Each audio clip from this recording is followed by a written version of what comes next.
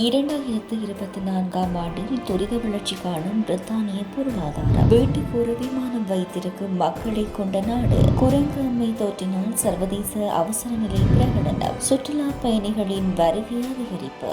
அதிபர்கள் ஆசிரியர்களின் சம்பளம் தொடர்பில் வெளியான தகவல். ஜனாதிபதி ரணிலின் ஆட்சி காலத்தில் நிகழ்ந்த மாற்றங்கள்.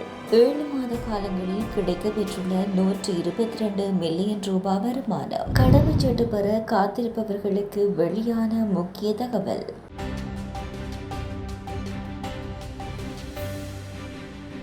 G7 நாடுகளில் கடந்த 2023ஆம் ஆண்டின் பிற்பகுதியில் மந்த நிலைக்குள் விழுந்த பிரித்தானியாவின் பொருளாதாரம் 2024ஆம் ஆண்டின் முதல் பாதியில் வேகமாக வளர்ந்து வருவதாக பொருளாதார வல்லுநர்கள் தெரிவித்துள்ளனர்.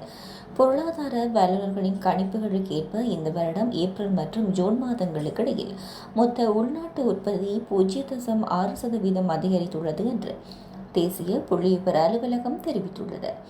கடந்த 2023ஆம் ஆண்டின் பிற்பகுதியில் பிரித்தானியா மந்தநிலைக்குள் விழுந்த நிலையில் 2024ஆம் ஆண்டு முதல் 6 மாதங்களில் 1.3% வளர்ச்சியை எட்டியுள்ளது. இது பிரதமர் கெய்ர் ஸ்டார்மர் மற்றும் சான்சலர் ரேச்சல் ரீவ்ஸ் ஆகியோருக்கு ஒரு ஊக்கத்தை வழங்கும் மற்றும் முக்கியமாக வளர்ச்சியை முன்னுரிமையாக கொண்டுள்ள இந்த அரசாங்கத்துக்கு இது உதவியாக இருக்கும் என கருதப்படுகிறது. எனினும் இந்த வளர்ச்சி வருடத்தின் 2ஆம் பாதியில் தொடராது என்று எச்சரிக்கப்படுகிறது. அமெரிக்காவின் கலிபோர்னியாவில் கேமரான் ஏர்பார்க் என்ற சிறிய கிராமத்தில் அலுவலகத்துக்கு செல்ல ஒவ்வொரு வீட்டிலும் விமானத்தை வைத்துள்ளனர். விமான ஓட்டிகளுக்கான அனுமதி பத்திரம் மற்றும் விமானத்தை இயக்குவது பற்றிய முழுமையான விவரங்கள் தெரிந்தவர்களை தவிர வேறு எவருக்கும் விமானத்தை இயக்க அதிகாரம் இல்லை என தெரிவிக்கப்படுகிறது. கேமரான் ஏர்பார்க்கில் வசிப்பவர்கள் மற்றும் விமானங்களை ஓட்டுபவர்கள் பெரும்பாலும் தொழில் ரீதியாக அல்லது ஓய்வு பெற்ற இராணுவ விமானிகளாக காணப்படுகின்றனர். இந்த நிலையில் குறித்த கிராமத்தில் வசிக்கும் அனைவரும் தாங்கள் சொந்தமாக விமானங்களை வைத்திருப்பதை விரும்புகின்றனர். கேமரூன் ஏர்பார்க் கடந்த 1963ஆம் ஆண்டில் கட்டப்பட்டதுடன் இங்கே மொத்தம் 124 வீடுகள் அமைந்துள்ளன. இதேவேளை விமானங்களை வீடுகளுக்கு முன்பாக நிறுத்துவதற்கு வசதியாக இங்கு 100 அடி அகலத்துக்கு வீதிகள் அமைக்கப்பட்டுள்ளன. அத்துடன் 2ஆம் உலக போருக்கு பிறகு அமெரிக்கா விமானங்களின் செயல்பாட்டை ஊக்குவித்துள்ளது. குரங்கு அம்மை தொற்று உலகளாவிய ரீதியில் உருவெடுத்துள்ள நிலையில் உலக சுகாதார நிறுவனம் சர்வதேச அவசர நிலை பிறப்பித்துள்ளதாக சர்வதேச ஊடகங்கள் செய்தி வெளியிட்டுள்ளன. ஆப்பிரிக்க நாடான காங்கோவில் 17,000க்கும் மேற்பட்டோருக்கு குரங்கு அம்மை பாதிப்பு கண்டறியப்பட்டுள்ளதாகவும் 517 பேர் உயிரிழந்துள்ளதாகவும் தகவல் வெளியாகியுள்ளது. குறித்த தொற்றினால் 13 நாடுகளில் பாதிப்புகள் கண்டறியப்பட்டுள்ள நிலையில் கடந்த ஆண்டுடன் ஒப்பிடுகையில் 160% அளவுக்கு பாதிப்பு அதிகரித்துள்ளதாகவும் ஆப்பிரிக்க நோய் கட்டுப்பாடு மற்றும் தடுப்பு மையம் தெரிவித்துள்ளது. இந்த நிலையில் தற்போது குரங்கு அம்மை தொற்று தொடர்பில் சுகாதார அவசர நிலையை உலக சுகாதார நிறுவனம் பிறப்பித்துள்ளது. இதேவேளை குரங்கு அம்மை தொற்றை கட்டுப்படுத்த கடந்த 2022ஆம் ஆண்டு ஜூலை மாதத்தில் அவசர நிலை பிறப்பிக்கப்பட்டு 2023ஆம் ஆண்டு மே மாதம் மீண்டும் பெறப்பட்டுள்ளது. சுற்றுலா பயணிகளின் வருகை அதிகரித்துள்ளதாக இலங்கை சுற்றுலா அபிவிருத்தி அதிகார சபை தெரிவித்துள்ளது. இதன்படி இந்த வருடத்தில் இதுவரை 1,71,432 சுற்றுலா பயணிகள் நாட்டுக்கு வருகை தந்துள்ளதாக கூறப்படுகிறது. அவர்களில் பெரும்பாலானோர் இந்திய சுற்றுலா பயணிகள் எனவும் 2,37,649 பேர் வருகை தந்துள்ளதாக தெரிவிக்கப்படுகிறது. மேலும் ரஷ்யா, இந்தியா, ஜெர்மனி, பிரித்தானியா, சீனா, பிரான்ஸ், ஆஸ்திரேலியா போன்ற நாடுகளிலிருந்து அதிகளவான சுற்றுலா பயணிகள் நாட்டுக்கு வந்துள்ளதாக இலங்கை சுற்றுலா அபிவிருத்தி அதிகார சபை தெரிவித்துள்ளது. ஆசிரியர்கள் மற்றும் அதிபர்களின் நிலுவைச் சம்பளம் தொடர்பான அறிக்கையை ஜனாதிபதி அலுவலகம் கோரியிருந்த போதிலும் இதுவரை கல்வி அமைச்சினால் அனுப்பி வைக்கப்படவில்லை என தெரிய வந்துள்ளது. அறிக்கை தயாரிப்பது தொடர்பில் கடந்த 31ஆம் தேதி தொழிற்சங்கங்களை அழைத்து கலந்துரையாடல் ஒன்றை அமைச்சு நடத்தியது. கடந்த மாதம் 19ஆம் தேதி ஜனாதிபதி செயலகத்தில் இடம்பெற்ற கலந்துரையாடலில் ஜனாதிபதி அலுவலகம் கல்வி அமைச்சிடம் அறிக்கை கோரியுள்ளது.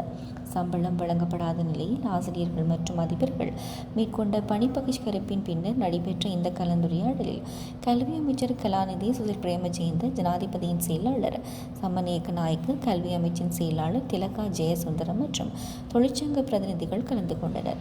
தொழிற்சங்கங்களுடன் கலந்துரையாடி சம்பள நிலுவை அறிக்கையை அனுப்புமாறு ஜனாதிபதியின் செயலாளர் அந்த கலந்துரையாடலில் தெரிவித்திருந்தார். எனினும் இதுவரையில் அறிக்கை அனுப்புவதற்கு அமைச்சர் நடவடிக்கை எடுக்கவில்லை என இலங்கை ஆசிரியர் சங்கத்தின் பொதுச் செயலாளர் யோசப் ஸ்டாலின் தெரிவித்துள்ளார். ரணில் தேர்தலில் வெற்றியீட்டினால் நாடு அபிவிருத்தி அடைந்த நாடாக மாறும் என ஜனாதிபதி பணிக்குழாம் பிரதானி சாகல ரத்நாயக்க தெரிவித்துள்ளார். ஊடகங்களுக்கு கருத்து தெரிவிக்கும் போதே அவர் இவ்வாறு கூறியுள்ளார். இது குறித்து அவர் மேலும் தெரிவித்துள்ளதாவது: ஜனாதிபதி இந்த நாட்டை பொறுப்பேற்று வரிசை யுகத்திற்கு முற்றுப்புள்ளி வைத்த மக்களின் இயல்பு வாழ்க்கையினை மீட்டுக் கொடுத்துள்ளார். இந்த நாட்டை பொறுப்பேற்ற நாள் முதல் ஜனாதிபதி அபிவிருத்தி தொடர்பிலேயே சிந்தித்து வேலை திட்டங்களை முன்னெடுத்து வருகின்றார். ரணில் இந்த நாட்டின் 2 வருடங்களாக ஆட்சி செய்த காலப்பகுதியில் வறுமை கோட்டின் கீழ் வாழும் குடும்பங்களுக்கு பல நிவாரண சலுகைகளையும் வழங்கியுள்ளார். காணி உரிமையின்றி அவதிப்பட்ட 20 லட்சம் குடும்பங்களுக்கு காணி உரிமையினையும் வழங்கி வருகிறார். கடந்த ஜனவரி மாதம் தொடக்கம் இதுவரையான 7 மாதங்களில் கலால் திணைக்களம் 122 மில்லியன் ரூபாய் வருமானத்தை ஈட்டியுள்ளதாக கலால் ஆணையாளர் நாயகம் MJ குணசிறி குறிப்பிட்டுள்ளார். 2024ஆம் ஆண்டில் அரசாங்கத்தின் வருமான இலக்கு 230 பில்லியன் ரூபாவாகும். கலால் அனுமதிகளை வழங்குவது அரசாங்கத்தின் கடமையாகும். புதிய கலால் உரிமங்கள் அரசியல் நோக்கத்துடன் வழங்கப்படுவதாக எழுந்துள்ள குற்றச்சாட்டுகளை மறுப்பதாகவும், இது ஜனாதிபதி தேர்தலுக்காகவோ அல்லது வேறு எந்த அரசியல் நோக்கத்துக்காகவோ வழங்கப்படவில்லை என்றும் தெரிவித்துள்ளார். புதிய அனுமதி பத்திரங்களை வழங்குவதன் மூலம் மாத்திரம் 1500 மில்லியன் ரூபாவுக்கும் அதிகமான வருமானம் ஈடப்பட்டுள்ளதாக கூறியுள்ளார். கடந்த 2 ஆண்டுகளாக அரசு எதிர்கொண்ட பொருளாதார நெருக்கடி மற்றும் பிற காரணங்களால் கலால் உரிமங்களை வழங்கி அரசின் வருவாயை அதிகரிக்க அரசு முடிவு செய்திருந்தமை குறிப்பிடத்தக்கது. அத்தியாவசியமற்றவர்கள் கடவுச்சீட்டுகளை பெறுவதை தவிர்க்குமாறு கோரிக்கை விடுப்பதாக குடிவரவு மற்றும் குடியகல்வு கட்டுப்பாட்டாளர் நாயகம் ஹர்ஷ இலக்பிட்டியா அறிவித்துள்ளார். அத்தோடு இலத்திரனியல் கடவுச்சீட்டுகள் அக்டோபர் மாத இறுதிக்குள் அறிமுகப்படுத்தப்பட உள்ளதால் சில நாடுகள் இரத்திரனியல் கடவுச்சீட்டுகளை கோருவதற்கு வாய்ப்புள்ளதாகவும் அவர் தெரிவித்துள்ளார். அத்தோடு இலத்திரனியல் கடவுச்சீட்டுகளை கொள்வனவு செய்யும் நடவடிக்கைகள் தற்போது இறுதி கட்டத்தில் உள்ளதாகவும் அக்டோபர் மாத இறுதிக்குள் 50 லட்சம் இலத்திரனியல் கடவுச்சீட்டுகள் பெற்றுக்கொள்ளப்படும் எனவும் அவர் குறிப்பிட்டுள்ளார். இதேவேளை மக்கள் சிரமத்துக்கு உள்ளாகாத வகையில் கடவுச்சீட்டுகளை உடனடியாக வழங்க நடவடிக்கை எடுக்குமாறு குடிவரவு மற்றும் குடியகல்வு கட்டுப்பாட்டாளர் நாயகத்துக்கு வெளிப்படையான மற்றும் பொறுப்பு கூற வேண்டிய அரசாங்கம் ஒன்று பற்றிய அறிவுறுத்தலை துறைசார் மேற்பார்வை குழுவின் தலைவர் நாடாளுமன்ற உறுப்பினர் ஜகத் குமார சுமிதாராட்சி வழங்கியுள்ளார்.